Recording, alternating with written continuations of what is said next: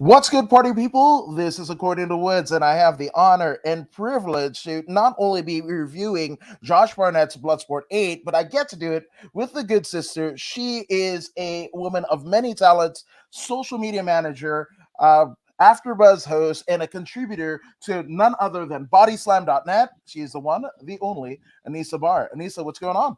Thanks. That's a cool intro. I never had one of those intros before. Even when It, I hosted it after Buzz TV, I was just like, "Hey, this is me." well, there's an authenticity to just being me. I gotta have to go into the boxing gimmicks and what have you. Yeah, Not as heralded as you after buzzers or the bodyslam.net crew. So right. I gotta, Everyone's taking the AfterBuzz kit, so I love it. yeah, absolutely. But I mean, we're here. Obviously, Mania weekend. Yeah, There's a gaggle of shows that happen, in and around the whatever town that Mania uh, tends to set plane. To set aim and take fire to. Right, and this no different. Now, obviously, we had a couple of years of COVID, which shut everything down. We had a COVID mania. We actually had a blood sport that was filmed just in a back alley, what have you. I believe that was heck Bloodsport yeah. 6. Yeah, Bloodsport 6. Bloodsport 7, we were lucky enough to have it in LA. You and I were both in attendance, which was amazing. Which Yes. some of the seeds were actually sown at 7 to kind of go into 8. But in overall, what did you think about this? This was a little bit different than the rest of the fair in Mania weekend, and even just in the GCW kind of bubble. Yeah, I think this is a good idea when it comes to seeing what other talented wrestlers can do. Obviously, they are talented in professional wrestling, but to see a different side of wrestlers and performers who are very athletic, are in the scene, what else can they do? Not only to their body, contribute to their mind. And when they're in these type of matches, what other talents can they bring in? Because there's no ropes, obviously. But overall, I think this is a new way to kind of bring in a different aspect to wrestling fans who some are probably MMA fans, some are probably not, and not really don't know anything about MMA and are watching this and seeing how kind of cool it is. But overall, I think that Josh Barnett is doing a fabulous job. He's making this Bloodsport is skyrocketing.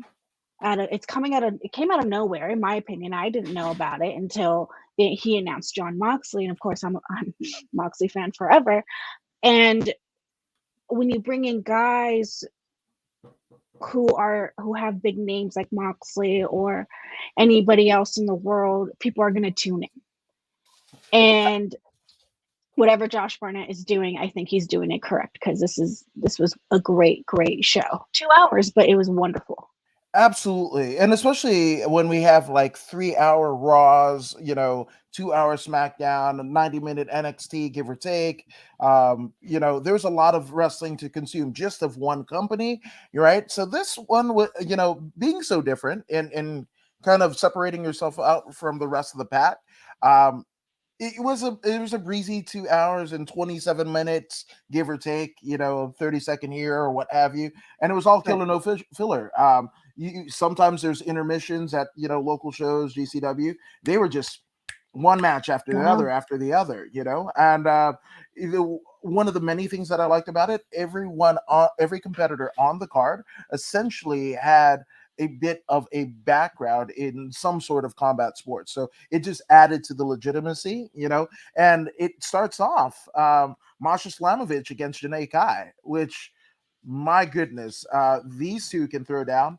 Kai coming from a Muay Thai, striking discipline, Masha Slamovic, Russian wrestler, and out of the Northeast. So it's this wrestler on top of wrestler on top of wrestler is Masha Right. Slamovic. And I love this kind of takes where, you're seeing legit wrestlers, and it's not just reserved just for males. It's females as well. The Billy Robinson, Carl Gotch, Josh Ronnett, the lineage of that, even Antonio Inoki, is flowing through one Shayna Baszler, and it doesn't stop because we have Masha Slamovic, who has trained in Gleason's gym and done the gritty grappling, and here she is against a striker of Janae Kai. Right. I thought this them two were great. I think these two ladies are gonna be freaking stars in the near future. I really have to give props to Josh Barnett for bringing in having four women compete for Bloodsport. I think there's great opportunities for women doing Bloodsport. I think, and I hope next year we see more women. Hey, let me do a 2-night Bloodsport. You know what I mean? Because I feel like there's so many talent out there, both male, female, and trans. The trans community, LGBT community. There's so many talented performers that I think that there should be a part 1 and part 2 next year, hopefully, for Bloodsport, because I want to see certain people, in Bloodsport. I want to see if other people, other wrestlers are capable of doing blood. And I think I'm sure there will be other opportunities for more people to come in for Bloodsport. But overall, I think these two women really killed it. I think they dominated with the first match, and it's something that I feel like not a lot of people have seen just yet. I mean, we see Marina Shriver and Zeta Zhang. This is their second time going at it with each other, but it's always good fresh air to see other women compete. Absolutely, and both Slamovic and Janae Kai. Janae Kai, I don't believe she competed in the LA Bloodsport. I know she was there, but Masha Slamovic was definitely on Bloodsport 7. Janae Kai, I believe she was a part of 6. And then, in terms of like the inclusion of everyone, right? The first incarnation of Bloodsport, I guess pre-pandemic, Josh actually wanted to have a queen. I can't remember the terminology, but it was like something to the effect of a Queen of Bloodsport championship, which was actually won by Lindsay Snow, the American Kaiju out of Florida. But unfortunately, she got injured.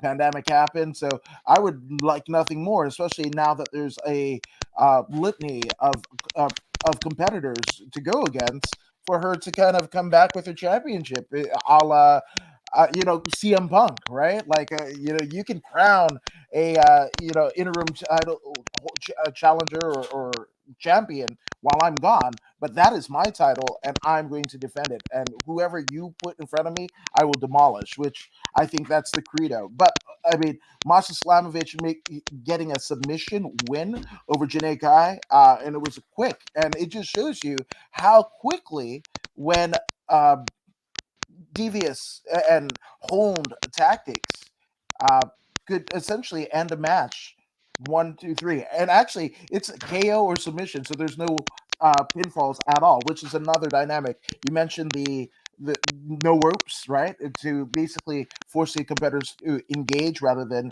retreat. But yes, we basically had the submission right off the bat. Really, really badass match. So that was Janae Kai and Masha Slamovic. Then we had Yoya against Ninja Mac. This one was fun, right? Because Ninja Mac, we weren't used to seeing him in this kind of environment, right? Where Ninja Mac, he is a maybe a vertically challenged fellow, right? But he is somebody that the crowd gets behind in ways that remind me almost of Spike Dudley back in the day, right? The little engine that could type deal. He is the proverbial underdog, right?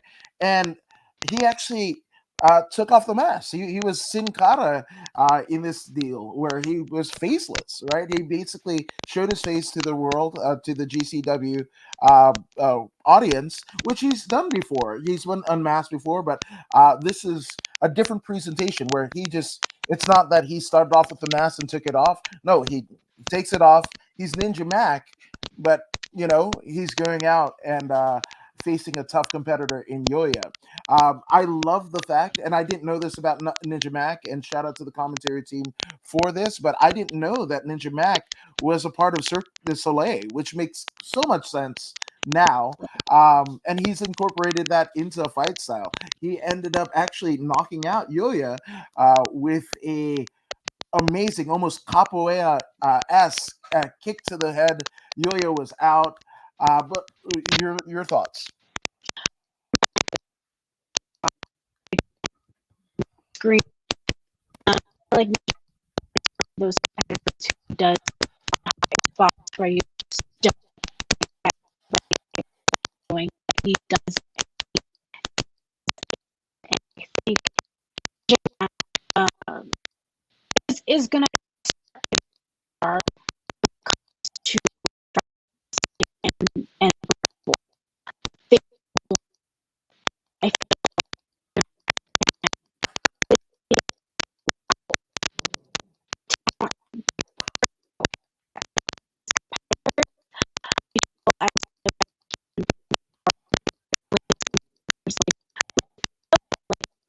like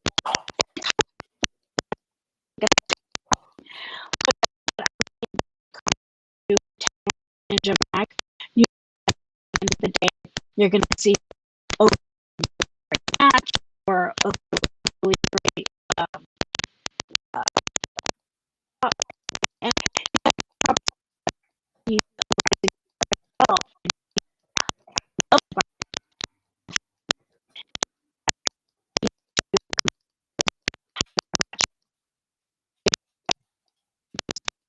was a spinning kick to the head. And what he didn't even have shoes on; it was just his bare feet, right? Right, right. So that's bone So on bone. how crazy! How Yes. crazy is that? Yeah, it was So absolutely phenomenal. And again, they say that I can't remember the euphemism. It's something to the effect of a horse of a different name, something or other, what have you. But what I'm trying to say is Ninja Mac, right? Who is a perennial high flyer, death match wrestler, and what have you, showing that he had the goods, right? I don't think there was any question about Yoya. Yoya has a background in martial arts. I believe takes jujitsu and what have you. But Ninja Mac is, especially to a GCW audience, which this was absolutely a GCW audience, right? I don't think we'd seen that in him, right? And that was so right, surprising. We always knew that he could get it done, between the ropes, right? But now he's in a world where the ropes do not exist and don't come into play, and here he is shining. And I mean, if you're Josh Barnett, you got to book Ninja Mac, in Bloodsport 9. That's it, right?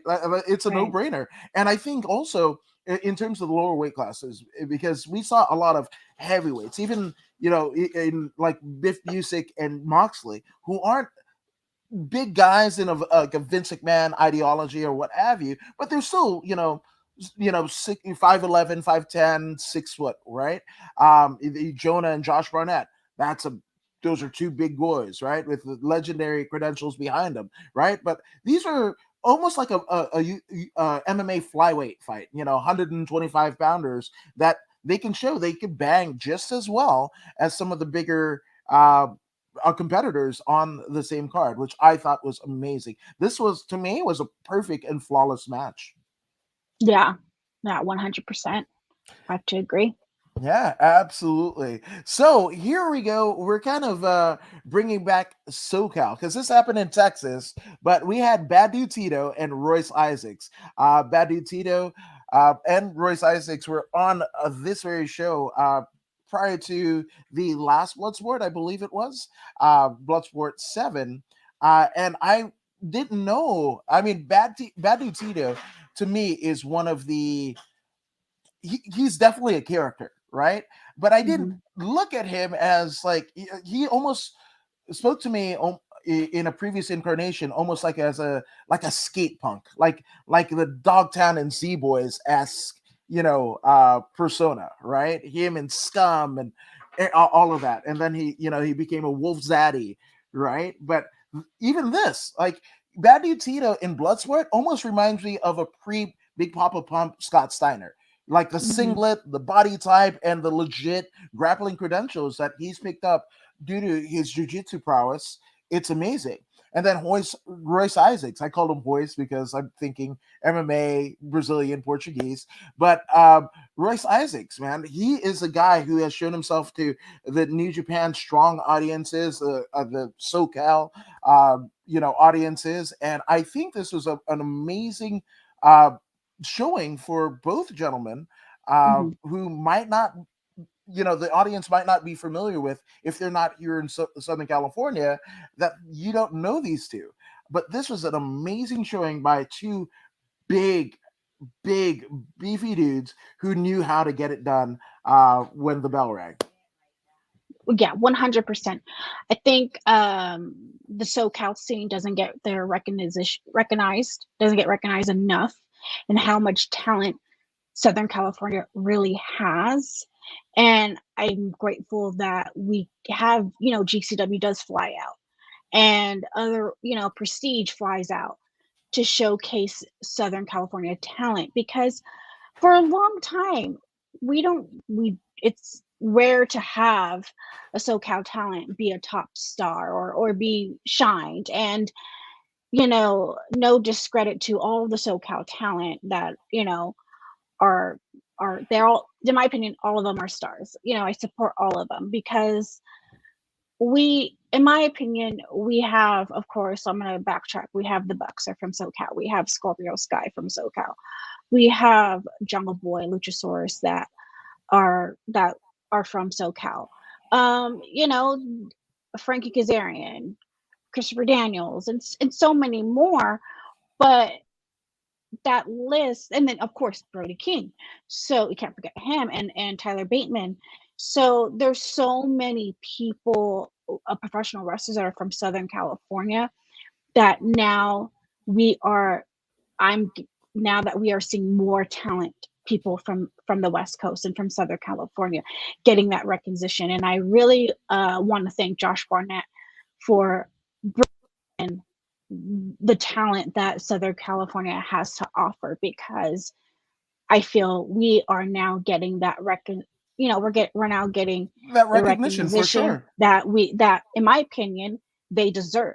Because for the longest time, you see people from the East Coast and the Midwest, and now I think with having Bad Dude Tito and Royce Isaacs, who are wonderful people, I like that the fact that he put them together, because they know how to work together. They know each other's styles. They've been in the ring before, etc.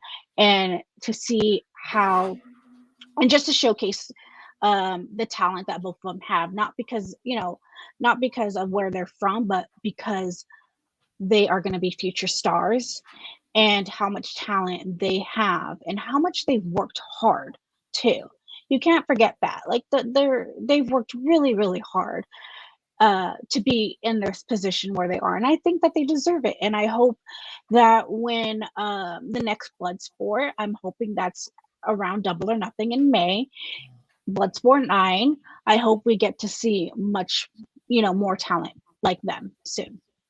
Absolutely, absolutely. Now, you're probably, I'm going to be a broken record. Like, I love this finish. I love this finish. I love this finish. No, yeah. But this is kind of what we get into, which is completely different than 70 super kicks or DDTs in one match, right?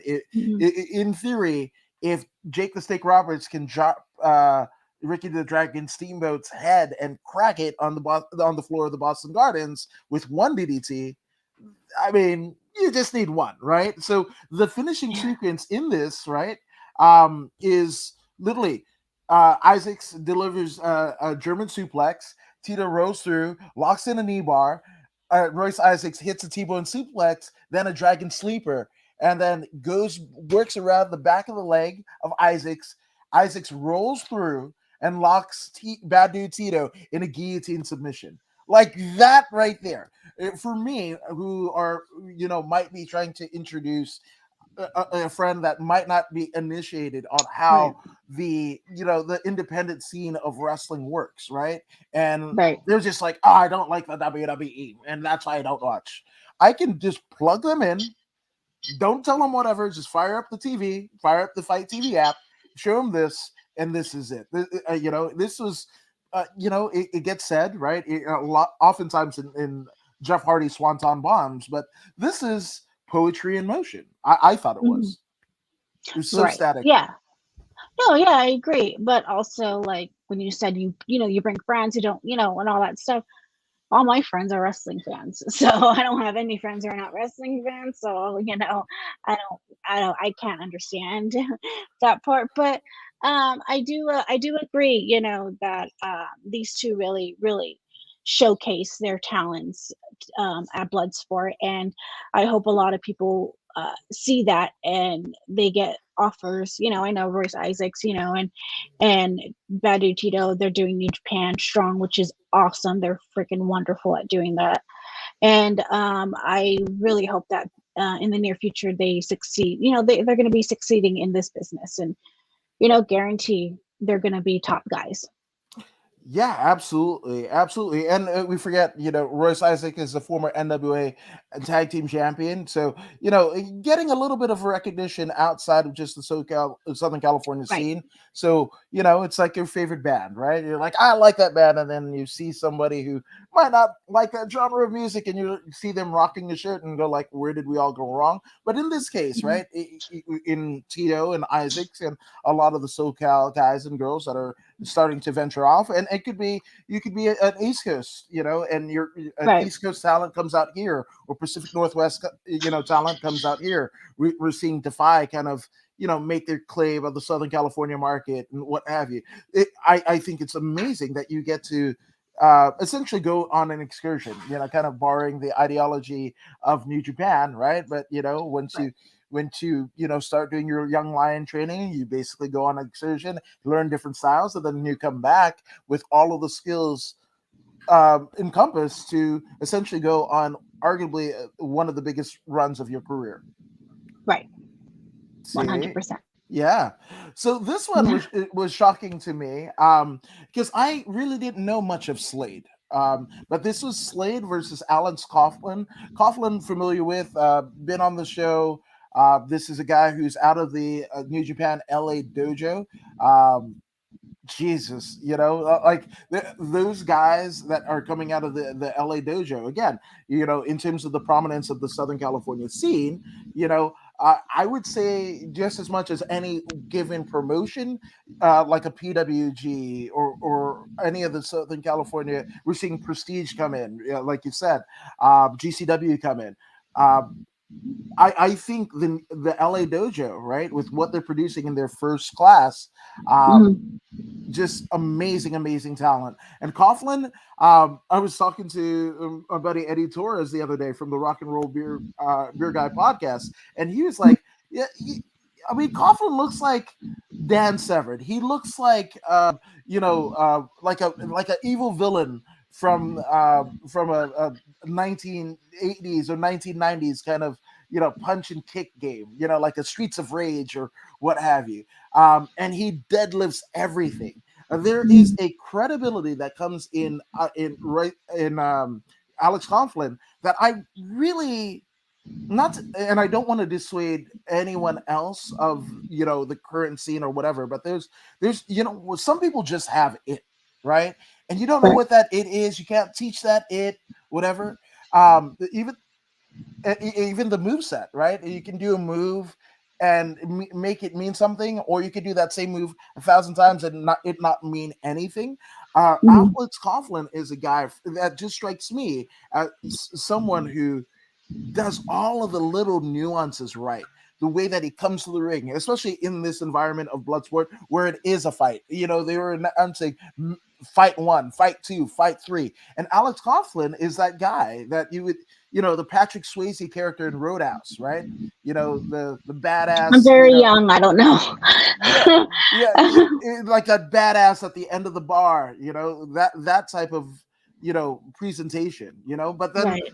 to his credit, Slade did too, and Yeah. Slade, I wouldn't want to run into Slade in a dark alley. Like that dude might mess up my whole grill. Like I don't think I want to walk into an alley with any of these competitors that are on Bloodsport. You know what I mean? Like, I'll watch, mind my business. I'll watch, I'll record.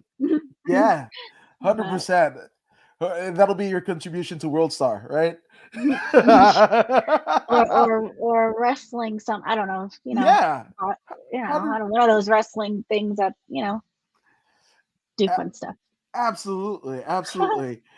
But in this one, a beautiful finish, right? Where the ending sequence is, Coughlin, they're just basically forearming each other, right? And Slade grabs the throat of Coughlin. Coughlin's on the mat, right? And they're just kind of there comes a time, right, where you meet your match, right, and everything that you had in your arsenal, you throw it at that person, and that person is still standing there, and it can disorient you. That's to what I feel like the Undertaker did. You punch him, punch him, punch him, and he just looks at you, and it's just like, what the hell, right? And that stalemate, it was a nice crescendo to the action that was had in between Slade and Coughlin, right? And they're center of the ring, just duking it out, right? And then what ends up happening is Coughlin pops out a deadlift German suplex, right? And then for a finish, making sure that, again, I'm not letting this guy get away, right? I just deadlifted him, like dead weight, lifted him into a German suplex. I'm not going to waste any time, and slaps in a rear naked choke. And Slade tries to fight it off. And that is the fighting spirit of Slade. Again, I didn't know much about Slade prior to going into this, but like Slade proved himself to me to be a badass. Like he's a badass, and he's willing to go out on a shield, right? Rather than try to save face on like, oh, that was a BS call or whatever. Like I wasn't really out, whatever. He could have tapped. And he was like almost in a Mick Foley esque kind of um, uh, uh, expression of what he was feeling inside. Like he seemed to relish in the pain, right? Almost a smile. And that's the last thing that you see before he goes out. And he goes out so quickly and suddenly. And that just shows when, something is basically putting pressure on your jugular vein. It's night, night. It happens to the extent Right. where, when the referee called for the bell, right? Slate gets up and goes, wait, we're still fighting, right? Because that's how knockouts happen. That's when you go night night unceremoniously. Those are the It's things that done so. happen. Yeah, that's it. Like you're done. Yeah.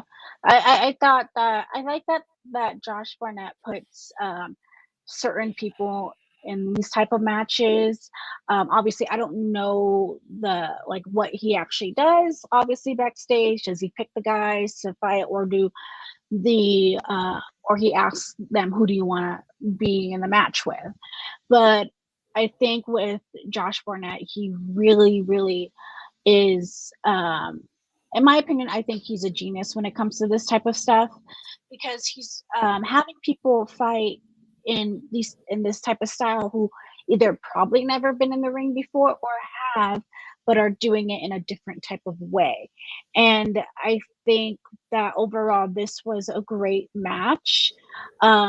Sometimes I wish it would have turned out a little bit different, but I liked how it did go out because now he's realizing, wait a minute, but we were still going. And then that brings in a story. It shows a story and it elevates that story into probably the next Bloodsport. So that's the beauty of this type of nature when it comes to either professional wrestling or Bloodsport, is that at the end of the day, they're showing a story. And that story can end up at the next Bloodsport, or it could just be like, you know what? This is the end of the story. We're going to move on to the next. So that's the beauty of it. Absolutely. And I love that you said that because there is a match on this card, and we'll definitely get to that, where that essentially we had a overrun storyline come over from Bloodsport 7 here in LA to Bloodsport 8, but we'll definitely get to that. Shane Husky says, "This is Shade, Adam, Anissa, what's up? Hello." Our Hello. yes, our compatriot at bodyslam.net and the Roundtable Pro Wrestling Podcast that can be found right on the channels in which you are viewing this. So shout out to bodyslam.net and the rest of the crew there. Heck Uh, yes, yes. Now, man, all killer, no filler. This one I was very intrigued, right? Because we yeah. had Simon Gotch, right? Formerly of the Vaudevillains, former NXT Tag Team Champion. He is a grappling aficionado, right? In his time away from the WWE, he's essentially, immersed himself in jujitsu and catch wrestling, training with the likes of Harry Smith, Josh Barnett, a litany of, I think even Dave Bautista in interactions and what have you. So this is a guy who can really get it done. And again, this is where like you didn't see money in Simon Gotch.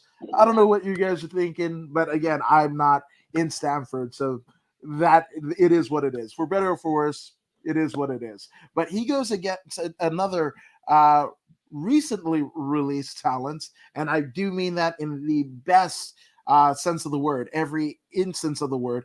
But John Hennigan. I don't care if you call him Johnny Bloodsport, Johnny Nitro, John Morrison, what have you.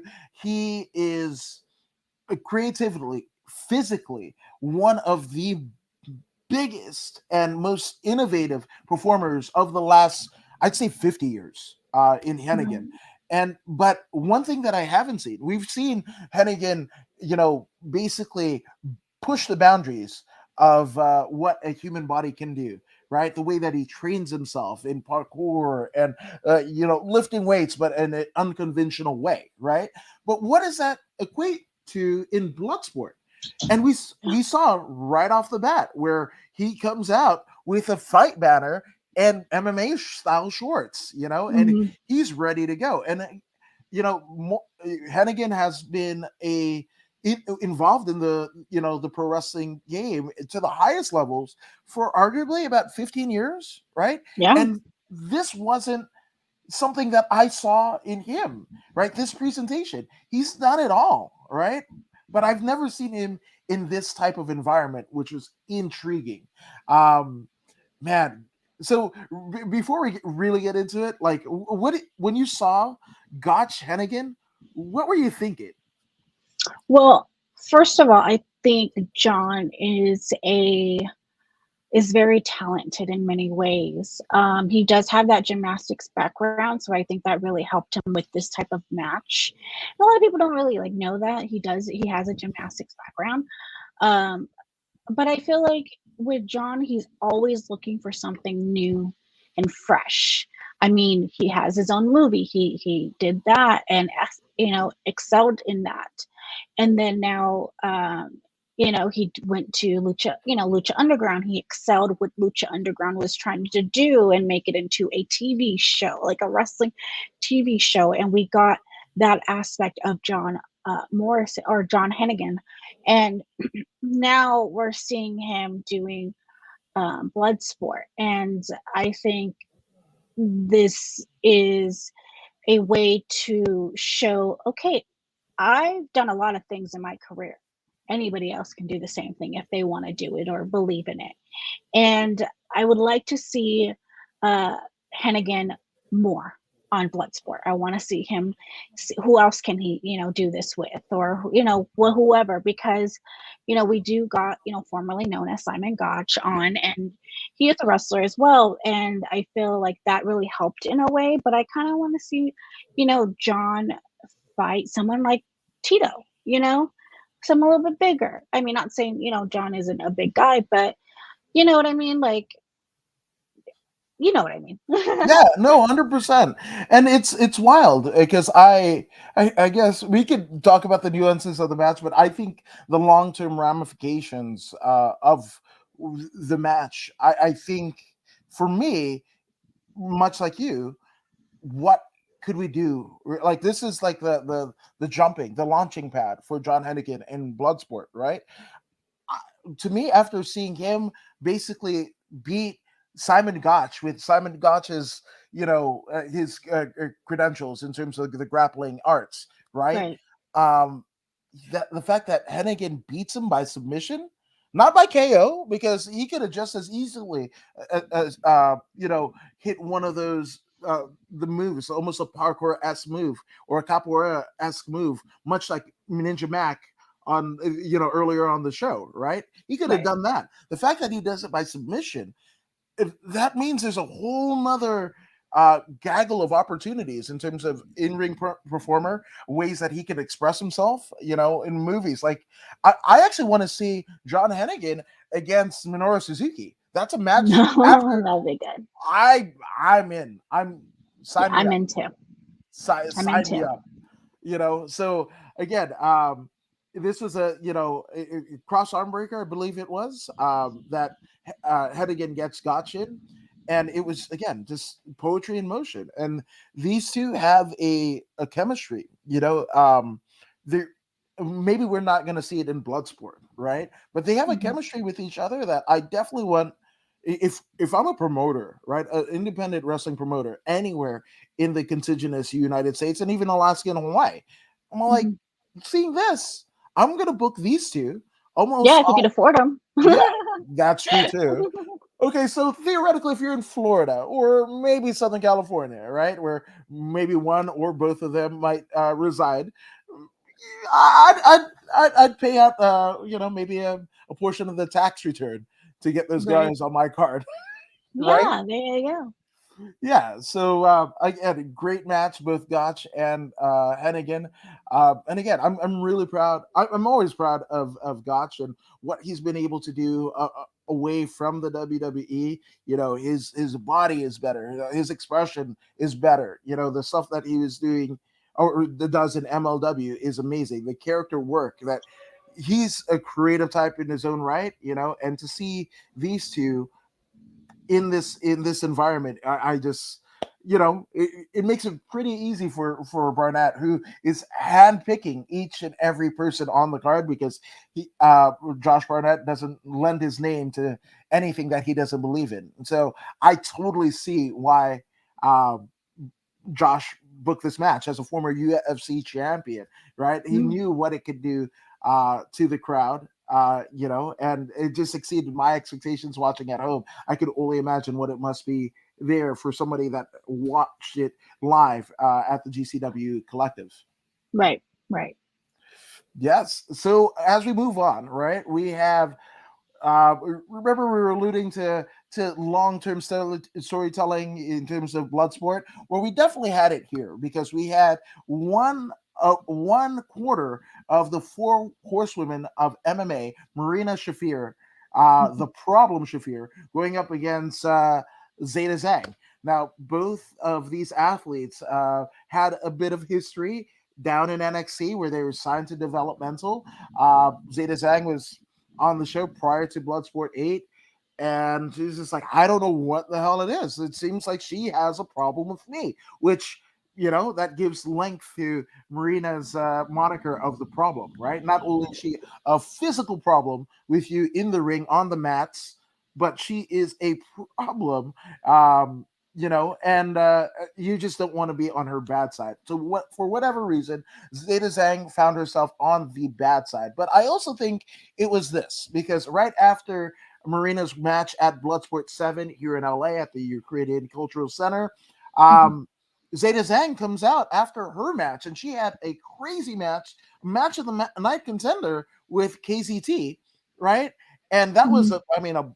almost a blood and guts affair for both competitors. And she comes out after Marina Shafir's match and goes like, I don't know what the heat is, you and me or whatever, but we're gonna settle it here. We're gonna settle it at Bloodsport, right? And Right. this is the situations that were had, in the kind of a build up to this match. For me, a lot of people don't know that Zeta Zhang actually was an undefeated mixed martial artist before coming into uh, pro wrestling, right? She Mhm. actually was training at Black House MMA, which is one of the elite gyms in the world, but definitely in LA. As she gets the call for her WWE tryout, so she was training with a lot of legit MMA competition. She was legit, but again, Marina Shafir, Ronda Rousey's training partner since they were like 12, like, not even like middle school age. They've known each other. They Mhm. travel the world literally dumping people on their necks in terms of being world class judoka practitioners, right? So these are two women, but definitely athletes that can get Mhm. it done no matter where the fight goes, striking, grappling, and then in addition to this, we have a little bit of a hot streak. We have a little bit of tension, maybe a lot of tension between these two. So it just may, it made for a powder keg that was going to be lit during the collective at Bloodsport 8. What did you think about this match? I thought it was great. I think Marina uh is gonna be like this the feet like I just feel like she is the star of Bloodsport, Marina. I think she's going to be like I don't want to compare her to anybody because that's not what I'm trying to do because she's talented in her own right. Um, but I feel like she's gonna be that top star for the females for Bloodsport, and I think with that background that she has, I think she deserves it because she is talented. She knows what she's doing. She's been doing this forever. And she does also have that a little bit of that wrestling background as well. So I hope we get to see her in a wrestling ring someday. But I think Bloodsport is where she belongs. Like that's her zone, if that makes sense. Yeah, it's And definitely. whoever comes in, if Josh Barnett decides to have titles or whatever, I think Marina should be the first woman to win a title if he decides to do that. But overall, I think if you get in the ring with Marina or in the mat with Marina, she's gonna make you a star as well as she's gonna make herself a star. No, 100%, 100%. Now, this match wasn't without its share of controversy because this was almost like a cornucopia of submissions, right? Where Marina, starts in on a leg lock, tries to get it in. She can't get it in full bore, so she, starts going towards the head, joint manipulations in terms of the arms and everything like that. And again, the rules at play at Bloodsport, there are no pins. It's just submissions and Submission. knockouts, right? Mhm. So, with that all being said, and this is kind of in the vein of mixed martial arts, right? You don't have to physically just tap, but if it's a verbal tap, right? Like a right? Because you can't tap if somebody's separating your shoulder. You can't tap if Yeah. somebody's breaking your bone, right? So a verbal tap. And this, I guess it was the overwhelming sense of the numerous submissions that Marino was placing on Zeta. That Zeta, there might have been something wrong there, verbal tap, and that gets it done. The referee, a lot of people were saying, "Oh, early stoppage" or what have you. Oh, that's Josh Barnett's girl. In the auspices of mixed martial arts and combat sports, that is it. You want to make sure that because a fighter is not going to tell you, "Oh, I quit." A warrior is not going to tell you they quit. So the role of the referee is to protect the person even from themselves, right? And I think this was a great call by the referee. But I mean, we had the verbal interaction with Zeta and Marina, Bloodsport 7. We had an actual match that again has a bit of controversy. I think we And it's a story. yes, absolutely. So I'm in for Bloodsport 9, Marina and Zeta, the war to settle the score. That's what I feel. I 100% agree. Yes. So now we have. on paper it would look like a mismatch, but I think this was just in terms of skill set, this worked out absolutely great. But we had none other than J.R. Kratos, right, going up against Timothy Thatcher. And we talked a lot about SoCal, right, the SoCal independent wrestling scene. But these two, Thatcher being from Sacramento, J.R. Kratos also from up north, Northern So that's California. NorCal. That's not Yeah, SoCal. no, no, that's what I'm saying. Like these two were definitely NorCal represent, because we talked a lot about SoCal, but this is where NorCal gets to show themselves just a bit on this particular card. So again, this is the Battle of the Bay Area, Thatcher and Kratos, right? And Thatcher, I want to say this is one of his uh, first matches or first fights since Mhm. leaving the WWE, right? So there was a lot of anticipation online to see what he can do, especially given what he was prior to signing to the WWE, as well as what he learned, right? The toolage of knowledge that he amassed while being there in WWE developmental NXT, whatever you want to call it. That's where he was, Winter Mhm. Park, Florida, right? Mhm. So we were pretty intrigued to see what we were going to see out of Tim Thatcher. Now, J.R. Kratos, right? Kratos is one who is in Brazilian Jiu Jitsu. He's traveled the world over. And I think, in terms of um, is storyline threats, right? The way that Kratos won this match, it was a Superman punch to the ground of Thatcher. This was a back and forth affair. Timothy Thatcher showing all of it, the fighting spirit, the fight forever. Every incarnation that you or euphemism that you think in terms of Japanese strong style wrestling, Yeah. apply it to Timothy Thatcher's match here. This is exactly it.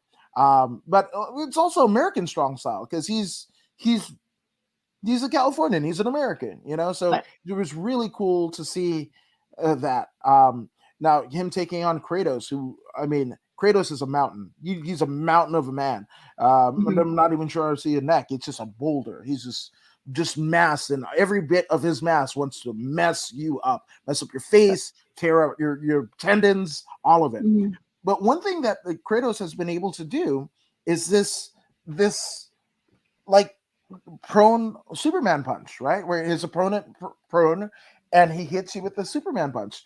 I believe his Bloodsport debut might have been around Bloodsport 4 or 5. Not good with numbers, but it was definitely a previous incarnation of Bloodsport where he finishes his opponent the same way. And imagine, right? Take all your fandom of wrestling, everything, whatever. If you see a guy that size, you're already in um a horrible state where you're on the ground, incapacitated, right? And when you come to, you see this 280 plus pound person coming at you, rolling back his fists, and that thing is going to Mhm. come towards you, right? With all Mhm. of the velocity that his power can generate. Not a fun deal for Thatcher. And to me, the way that they're using J.R. Kratos' Superman punch, it almost reminds me of the build of the one wing angel. Like nobody kicks out of it until somebody kicks out of it, right? Mhm. Um, and I don't know if they mean it to be that way or what, but this is a nice little thing out of the back pocket of Kratos to pull out. And it also shows his agility. You're not expecting a man that size to move that quickly, but Kratos does it, and he was able to, you know, tit for tat, keep up with Thatcher, who you would think would be the smaller, quicker, faster. And that wasn't necessarily the case in every interaction. Right. Right. And I mean, there was blood, so Yes. I enjoyed it. Mm-hmm. If there's blood, you have my attention. I thought this was overall great show. Can you remind me? Didn't J.R. Kratos was at the Ukraine Center for Bloodsport? Yes. Yes, he Yeah, was. and I think believe he got a big pop too Yes. Yes, he did. because I was sitting on the stage where I usually sit for GCW, and I remember him getting like a really big pop, and it was people that I've never seen before, and it was a different type of crowd. It was like, and it's not like it felt like it was just people because people are, I think someone told me he's from Orange, he lives in Orange County. So a lot of folks from Orange County came to LA at the Ukraine Center to see him, and you could tell like he he really is talented, as well as he really brought a lot of people to showcase, hey man, come see my shit, come see my match. And I think that I like to see him more on Bloodsport. I think him fighting different people would be great for Bloodsport, and bring on the blood. Yeah, let there be blood. There you Yeah. go. Absolutely. And the Thatcher, man, uh there isn't anything more that I could say to profess my love for Timothy Thatcher and the style that he represents, in this day and age is wrestling where a lot of it can be, I don't know. There might be a lot of flips. There might be a lot of things and what have you. But Thatcher, you can look at that guy and like, oh, well, that whatever he's doing, that might be real, and he's scary. So great Mhm. showing by both men. This is exactly what Bloodsport is about, and bringing the blood, right? The first sight of blood that we get to Right. see on this card, and it was absolutely apropos. And one would even say that it was poetic justice. Right. Right. Absolutely. So this one, I didn't know what to expect, right? But we had Yuya Umura, and Umura had an original opponent. I forgot who that was, but the original opponent uh, unfortunately doesn't get to compete at Bloodsport. I believe it was an injury, and forgive me for not remembering who it was, but I remember seeing on the Twitter feed Josh Ronnett. He put out the War Master call of, "Hey, we need somebody to step in against Yuya. What do we got?" Right? I Mhm. don't think it was even 20 minutes, and he was like, "We're gonna announce who replaced Yuya's opponent," and it was Speedball Mike Bailey. For Yeah. me, this is the first time seeing Mike Bailey. Obviously, knew him from PWG and his exploits all around the world. Um, but this is where Speedball Mike Bailey is proficient in is Taekwondo, right? Which is Mhm. a striking discipline. He got to show this against arguably, mark my words, this is April 5th, 2022. Yuya Imura, he kind of reminds me of Tanahashi.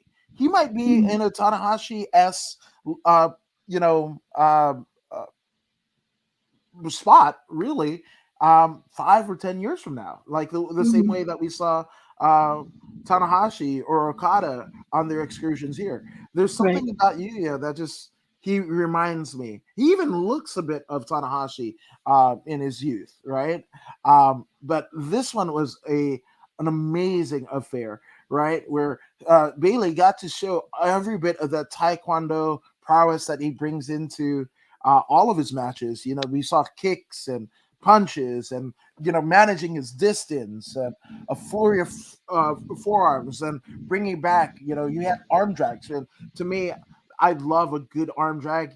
Ricky the Dragon Steamboat was arguably one of the best, in my opinion, to do like a deep arm drag, right? And we don't see that too much anymore. But Bailey brings it back, finishes it off with a flurry of forearms, and Yuya finds a way to counter, and he Mhm. delivers his own forearms, right? Yuya essentially looks to set up an armbar. Bailey, yes, Taekwondo, but he has a little bit of submission defense, maybe even Mhm. more than a smattering of submission defense, because he figures out a way to get his hand underneath, right, and just get out, right, and they basically fall to the canvas because they were at a stalemate.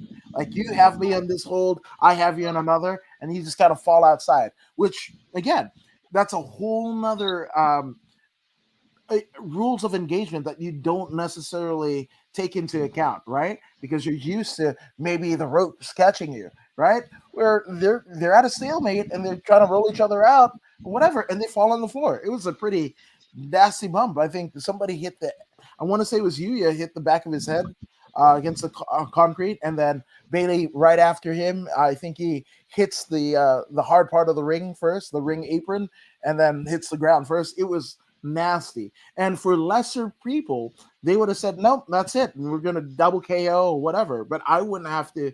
I would hate to have to go back uh, to Josh Barnett and the rest of the Bloodsport roster and go, oh, I just couldn't continue. That didn't look like that would be regarded very highly in that circle. So Yuya and Mike Bailey basically, battle, and it's actually Yuya that gets a cross arm breaker to make Sweetball Mike Bailey tap out. Um, I've seen a lot of Yuya. I like everything that I'm seeing about Yuya, but Mike Bailey again. This was a version of Mike Bailey, um, truer towards that Taekwondo black belt that he is. Yeah, and I think this is a real treat for the fans who haven't seen Mike Bailey in a long time for circumstances with Mike Bailey, and to hear him being able to come back to the United States after a few, long time but short time. And I feel like Mike Bailey is a real treat to a lot of people who are able to see him for the first time in a long time, or never seen him before, and this is their first time witnessing him. And I think that Mike Bailey is a star in his own right, as well as Yuya is a star in his own right. And I think having these two go face each other really excelled their match for Bloodsport. I think I hope we get to see Mike Bailey again in Bloodsport. I'm curious to know if that does happen, who he will face. Because I know he faced it Ninja Mac at a GCW show at the Ukraine, the Ukraine Center, and that was gnarly. That was a gnarly match, but overall it was entertaining, and I think that overall these two really excelled what we saw today, or what we saw at Bloodsport. Absolutely, absolutely. And after each and every match, right? We're kind of deep in this card, right? And like, how can I follow that? How can I follow that? How can I follow that? And Mike Bailey and Yuya are no exception to the rule. But how do they follow it? Oh, none other than Jonah against the namesake of Josh Barnett's Bloodsport, former IWGP, Metamoris, UFC heavyweight champion, the War Master, Josh Barnett. And again, I didn't know how this one was going to go. Yeah. Obviously, anybody who knows Josh Barnett in his catch wrestling, jiu-jitsu prowess, his MMA credentials that are a laundry list long, right? A honeydew list long. Um, it's crazy, right? But Jonah posed real competition. And I'm not saying that Barnett had never had real competition before, because at New Japan Strong here, I think in Riverside, not too long ago, last year, uh, he Josh Barnett basically faced a student in Alex Coughlin, right? So Josh Barnett and Jonah, this was intriguing to me because there are few times that Josh Barnett is undersized, and this was one of them. Right now, Jonah might not be as tall as Barnett, and the combat sports credentials might not be as vast, but the sheer girth and what he was able to do with the girth, he reminded me almost of a Gary Albright or a Vader at sorts, of a Hmm. athletic big man that could literally get it done in the ring. I loved every bit of this, and again, you're not used to seeing Josh Barnett come from underneath, right, and have to fight his way out of particular situations. And this is what we saw with Jonah. Jonah is Jonah is a star. There's Yeah. no ifs, ands, or buts in my mind. Obviously, that's what the reason. One of the many reasons why he was signed. One of the many reasons he became the NXT North American champion.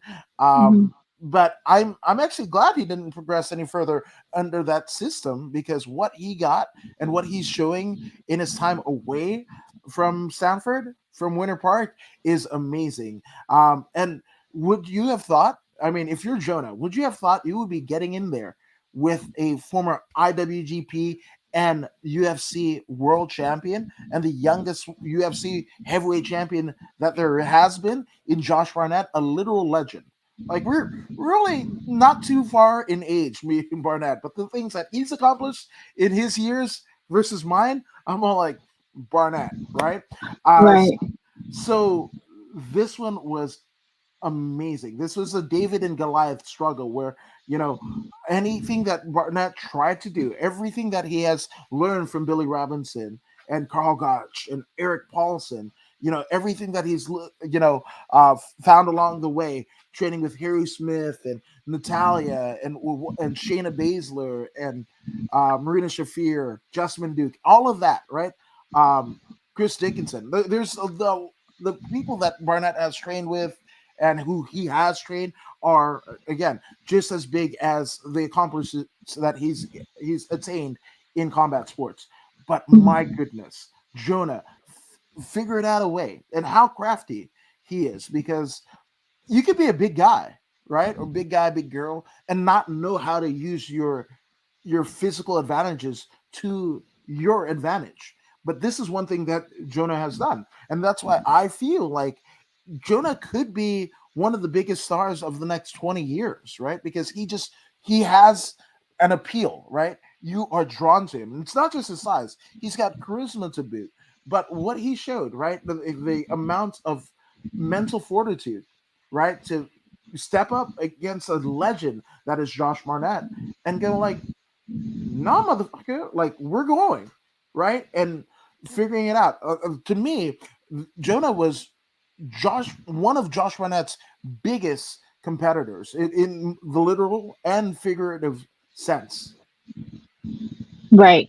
Right. And I really want to like wonder like what was it about Jonah that Josh Barnett decided to have this match with? Is it the physique? Is it because he wants to go against somebody that size or wants to put somebody over, which Jonah is already over anyways, but also what was it behind, what was it, why did you pick Jonah?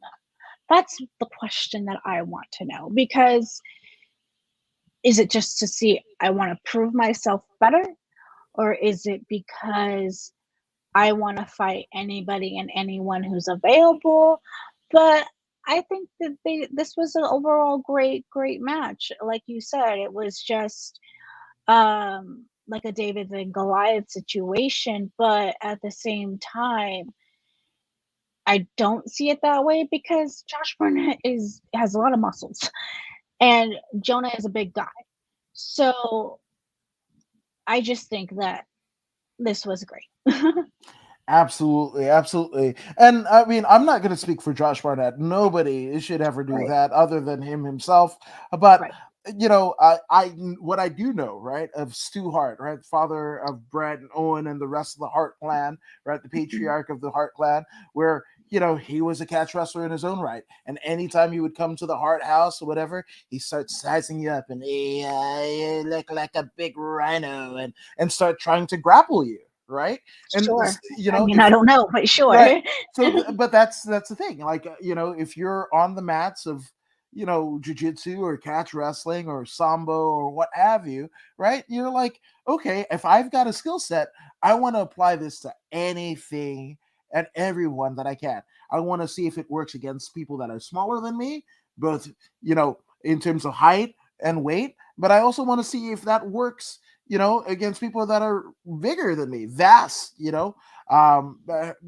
so again, I can't speak for Barnett, but I want to believe it's just testing the metal. All of the years that he spent under Inoki, under the years that he spent under Billy Robinson, learning his craft, right? Being a wrestler, pre-catch wrestling, right? Just a wrestler in the Pacific Northwest in Seattle, whatever, all of that. Like, what can I do to apply it? Because I'm not, you're not getting into fights at the bars, or whatever. So, what Mhm. better way than to showcase everything that has encompassed his career than this match, Jonah? And you saw all of the greatest hits. You saw, Josh Barnett's Muay Thai. You saw, knees and punches and clinches and back body drops. And the final stanza ended up being Josh Barnett figuring out a way to suplex Jonah.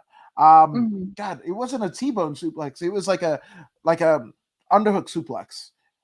Jonah, Mhm. and use Jonah's momentum against him, which is jiu-jitsu 101, catch wrestling 101. Use your opponent's momentum. If you're outsized and outmatched, use their momentum against you, and that's what Yeah. Barnett did.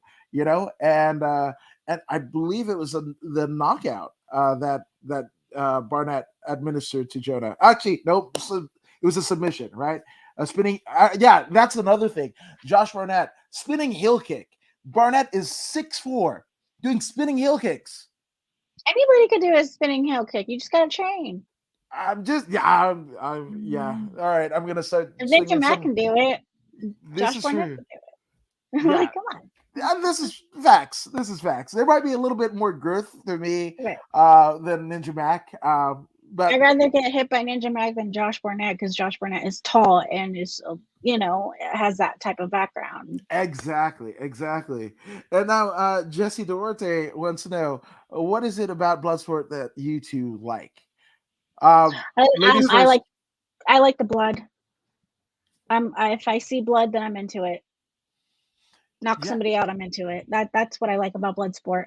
Um, MMA, UFC's great and all, but I think Bloodsport shows it's different, obviously, because there's professional wrestlers doing this, and we get to see blood, which I like. Obviously, I'm a death match type of girl, and we get to see other talent when it comes to professional wrestling and what other wrestlers can do and excel their talent.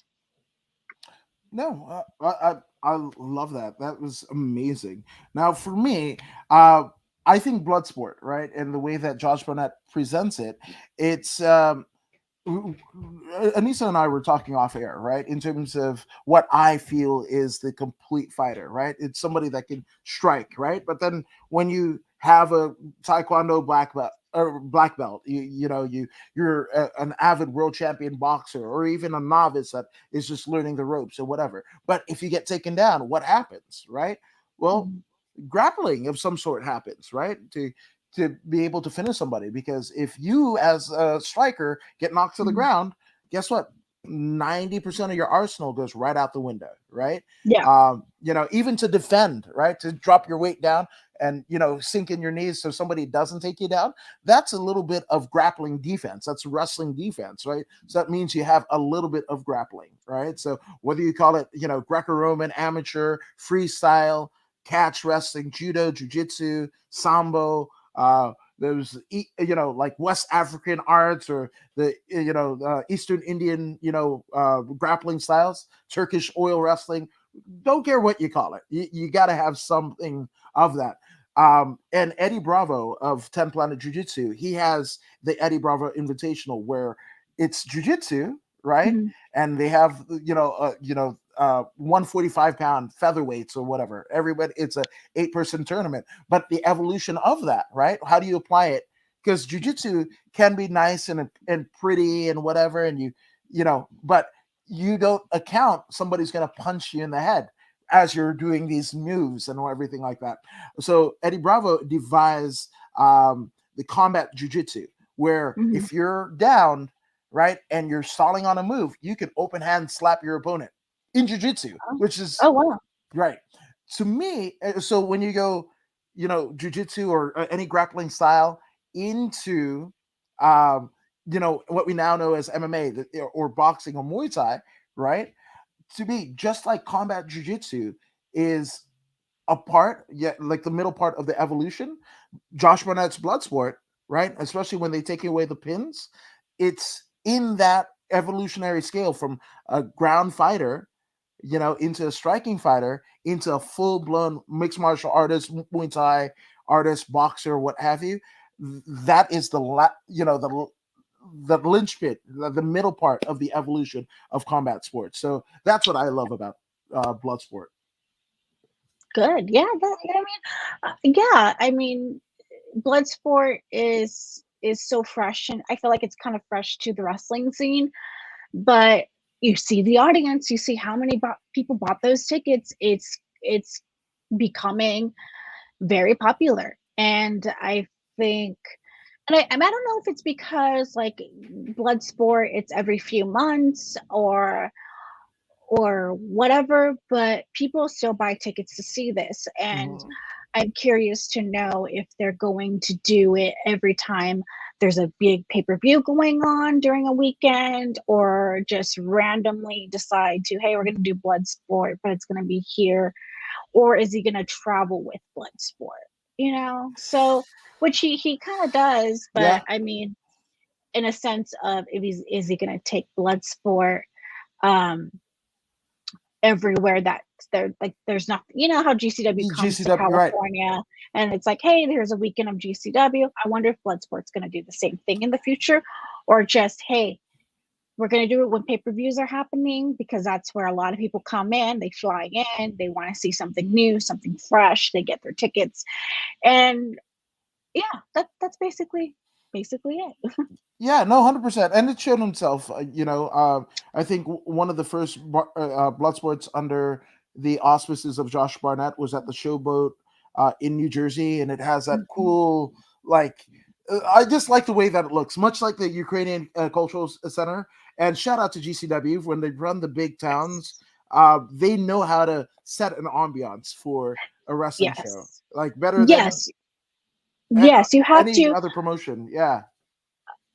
Yeah, I mean, I think with GCW, it's like when they have the collective during, that weekend, there's a lot going on. You see different types of wrestlers from all around the world doing different type of styles of professional wrestling. You have For the Culture, you have Effie's Big Gay Brunch, and so much more. So I think that Bloodsport, I mean, I feel like Bloodsport is part of the GCW, like it's under the umbrella of the GCW in a way. But also, I would like Bloodsport to be like, I mean, I know it's its own thing, but kind of like, hey, we're gonna just take this to, I don't know, New Jersey, Yeah, come on in. But I like the fact that GCW is also behind them and helping them excel and succeed to what they want to become in this business. I couldn't have said it any better myself. I Right. will basically add, if anything from the GCW collective, when you look at all of the shows on, on the offering, right? Um, you got to think that Bloodsport might be one of the better suited events that could be spun out of just GCW in a collective show. If Josh Barnett wanted to do one, and he's super busy, so like we're not committing him to do this, but like if he wanted to do one every 3 months to create that big fight feel, right? MMA fighters, they basically fight, twice, maybe 3 times a year. So to create that feel, right? And especially Mhm. with the level of violence that is happening, and we're seeing violence, we're seeing blood and guts, and you still got it. All of this is awesome. All of the chants that you're used to seeing in death match or high flying stuff and what have you, you're seeing and you're hearing in Bloodsport. So I would think if anybody, and this is no disrespect to any of the other offerings, but I could see like if Barnett wanted to have basically presented to a TV network, or if those things still exist or what have you, this could happen. Like this could be it. Sure. Yeah. Yeah.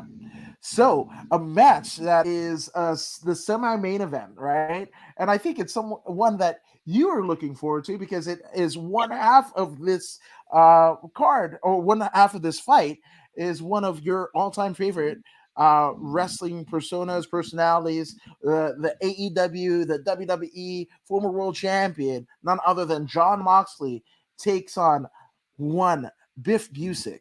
Mhm. Jesus Louises. I loved every bit of this match, but I want to get your deal because there might be a rant, but I think you might take care of it. But go ahead. Well, I find it so interesting that there's a lot of people all of a sudden who are Moxley fans, which is great. But I've been saying this since the day I started AfterBuzz that Moxley is a star. And I get a lot of people saying, he's Dean Ambrose, whatever you want to call him. And it's like, no, like you have to see where he came from. CZW, all that great stuff, Dragon Gate in 2008, and you see, as a fan, you see him as his career path from where he started to where he is now. And in my opinion, Jon Moxley is a deathmatch wrestler. And that's how I saw him when I first discovered him. He was doing CZW. And I think he is bringing what he is really good at to Bloodsport. I mean, he does what when he lived in Vegas, he did go to places, MMA places, Yeah. and trained and everything. And that's the beautiful thing about professional wrestling is that you can be a certain type of wrestler, but then transition into something else. And I think Jon has done that and has done that for a very long time. If you really watch his career and how he just comes from a guy who just looked very like a normal dude to now he's buff and huge and really toned out. And overall, Jon, no matter what match you see with Jon, 99% of it you're going to see blood. And that's why I look at him as he's a deathmatch wrestler. He's one of the goats of deathmatch wrestling. And I think people forget about that because of his style that he does today. And people have seen him with WWE. So when I see people cheer for it, I love it. I'm like, yes, he's finally getting that recognition he deserves for years. But at the same time, he should have gotten those cheers a long time ago, in Yeah, my opinion, a long freaking time ago. you're not wrong. To me, especially him coming into what was then known as FCW, right? And there was rumblings that he was going to get into it with Mick Foley or William Yeah, Regal, and I was I chomping at remember those. right, and I It was was a just time. like, but he was that guy, right? In many ways, and this almost pertains to Biff Busick, this statement as well, in the fact that both Moxley and Busick almost feel like they're from a different age. Like Yeah, they feel like they were running around with the Funks and the Briscoes back in 1970 in Amarillo, and they were in and around the Hearts in 1970 some odd, what have you, or they were down in Florida with Abdullah and Eddie Graham or whatever. You could put these two in any decade of wrestling, and I think they prevail. They yeah, absolutely prevail. I in terms of the evolution, right? Of course, people need to get money, get that fucking bag, or what have you. But I actually, in the long scheme of what and who Jon Moxley is as a professional wrestler, I actually think a lot of the stuff that a lot of the momentum was lost by spending so much time in WWE, right? And yes, personally, he found his wife there. Who to say if they had met, if they both not be there at the same time?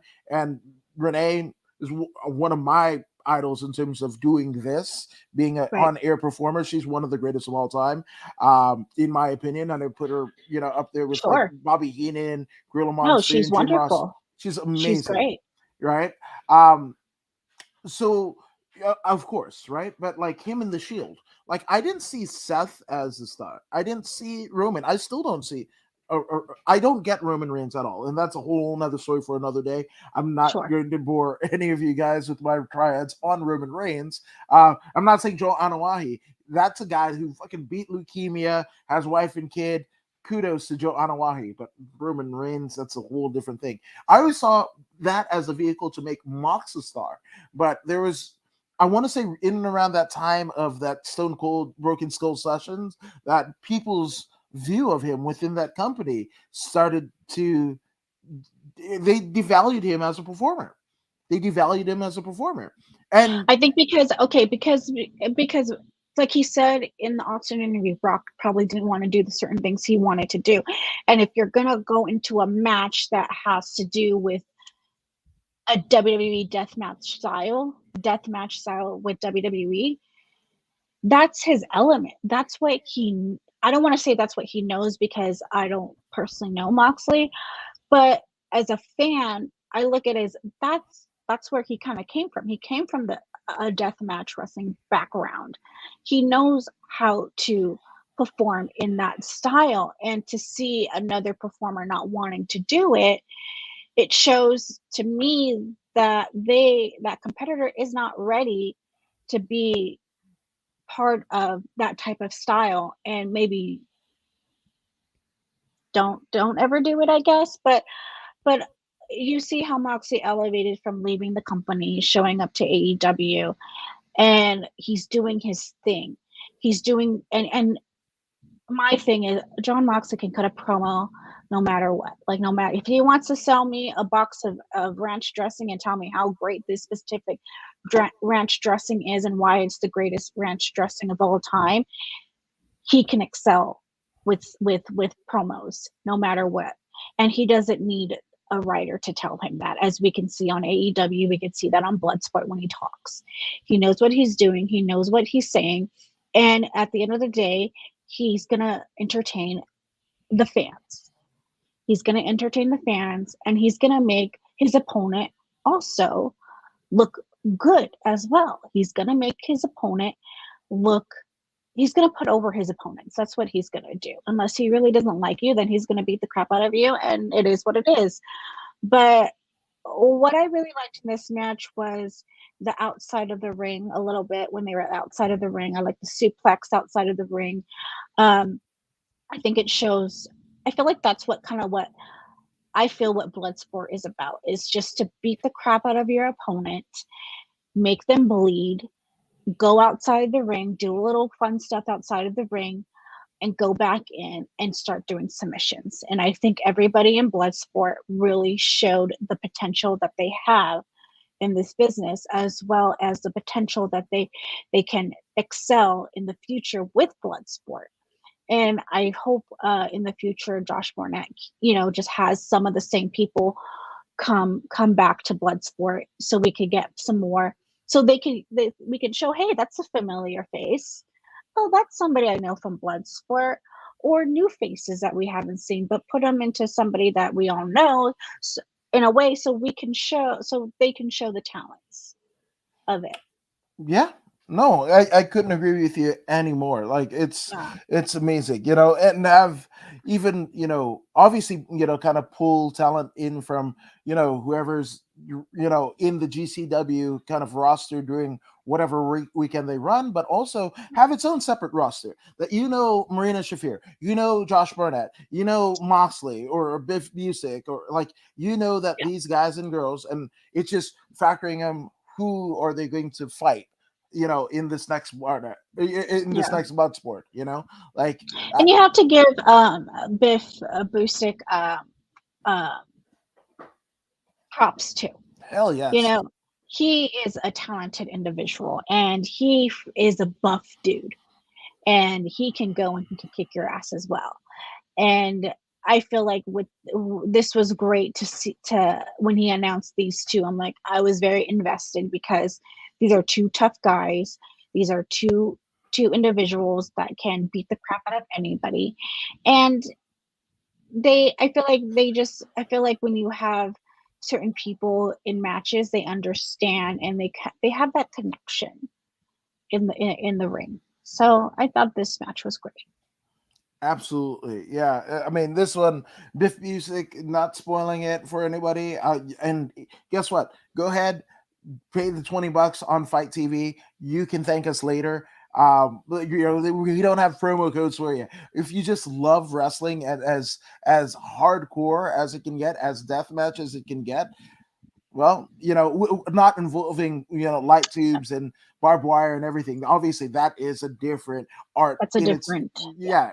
yeah, a different art, different genre. But if you want the same kind of outcome without all of the gimmicks, Bloodsport is where it's at. This athletic competition. Which before we get to the main event, we have a comment from Jesse who says, "Who would you rather watch? Josh Barnett versus Cain Velasquez in UFC or in Bloodsport?" Hashtag free Cain, first off. And for me, I actually think the auspices of Bloodsport will be a little bit more free in terms of confines than the UFC is. And unfortunately, not to read the tea leaves too much, right? But Cain was essentially released from the UFC, I believe, right before the pandemic. So I want to say 2018, right? And Josh Barnett, I'm not speaking out of school. Just Google, his relationship with the UFC. I don't think we'll see either man in the UFC anytime soon, but I do think it would be perfect for Bloodsport. Two former UFC world heavyweight champions who have wrestling credo to get it done in a no rope ring. I'm in. Sign me up. Sure. I mean, I'm not familiar with Cain Velasquez at all, but I guess for a few people who are fans, I think that maybe that's possibility, something that can happen in the future. And I'm sure fans of Cain Velasquez would like to maybe see that. I don't know. You know. Yeah, well, at the moment he's in jail. There's a whole thing about the molestation of his kid, and he's like, "Oh, well, you molest my kid, I'm coming after you." And Right, yeah, yeah, yeah. So that's heavy stuff. heavy, heavy, heavy, heavy. So just saying. So um, there's a lot to make that happen. But if for fantasy booking, I would rather Cain Velasquez, Josh Barnett happen in the Bloodsport ring. Yeah. Just saying. Yeah. So the main events of the evening, we have Japanese legend, and that terminology gets used way too liberally. But in terms of Minoru Suzuki, him and Funaki starting Pancrase that launched the careers of Boz Rutan, Josh Barnett, and a litany of others, right? And Minoru Suzuki is the final boss to none other than Chris, the Dirty Daddy Dickinson, current uh, United Wrestling Network World Heavyweight Champion. Jesus Louises. This again, if you follow the trials and tribulations of Chris Dickinson through Bloodsport, I mean, it's just him basically being an opening match, right?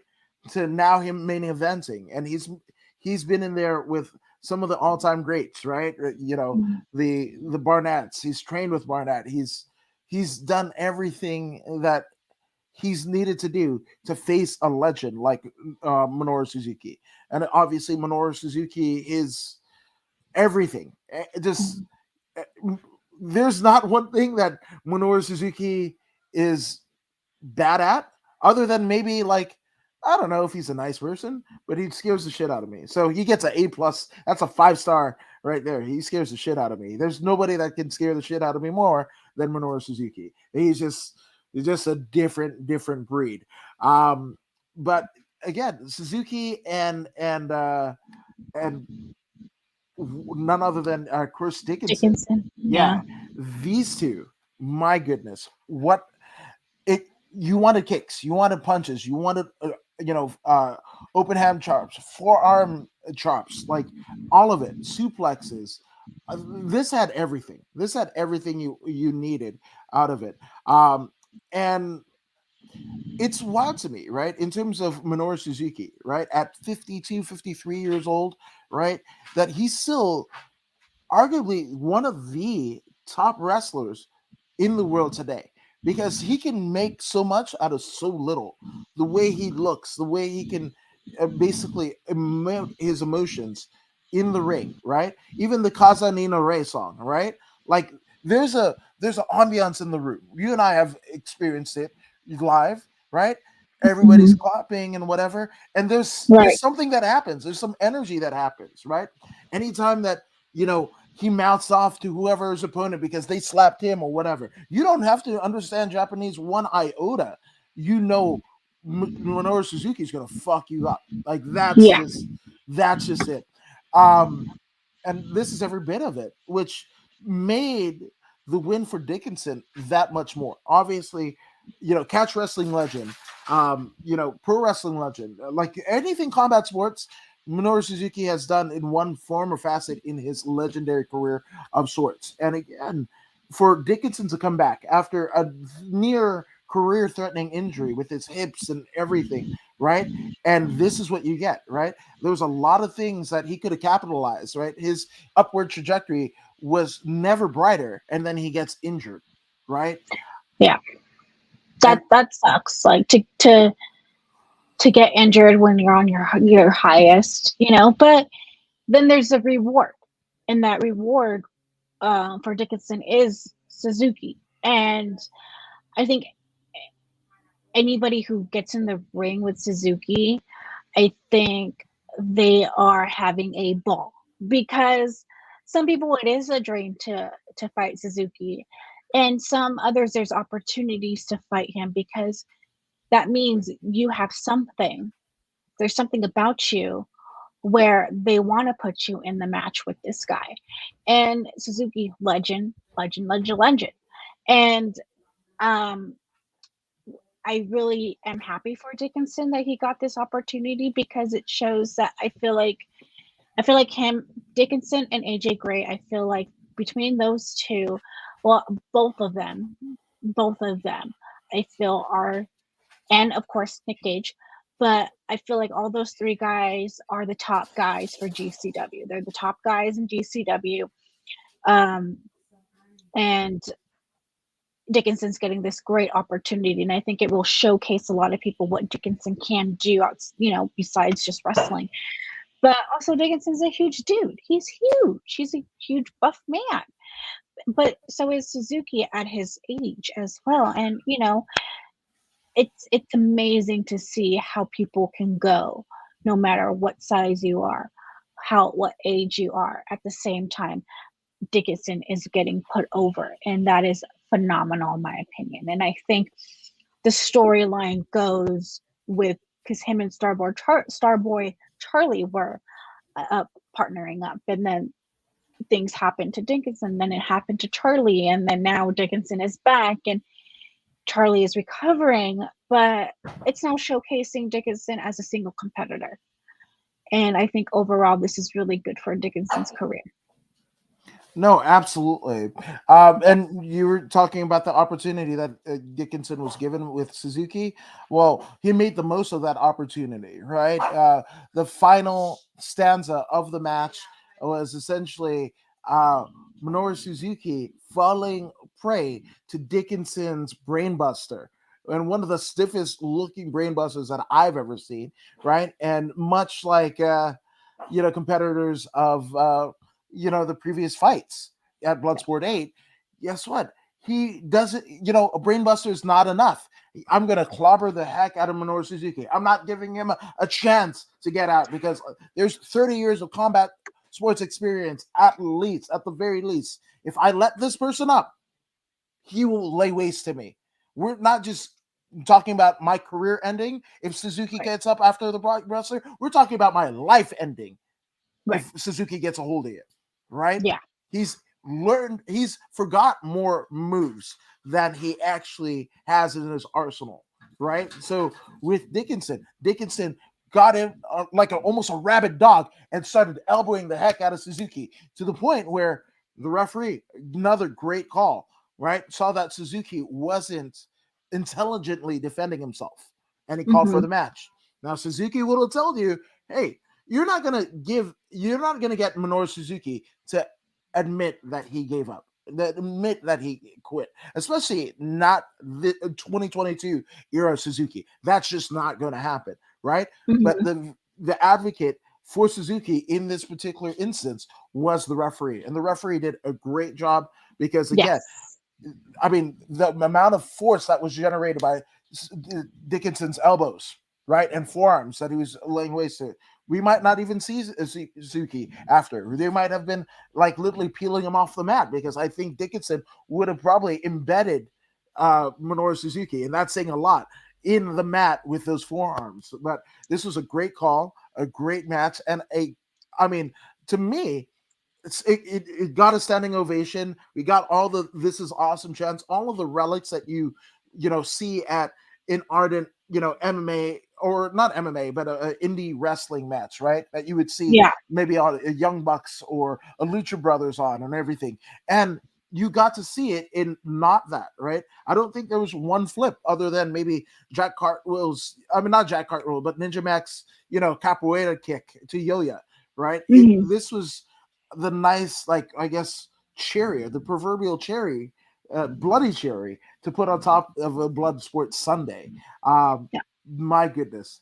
And not just to Dickinson and Suzuki, but every competitor on this Bloodsport card.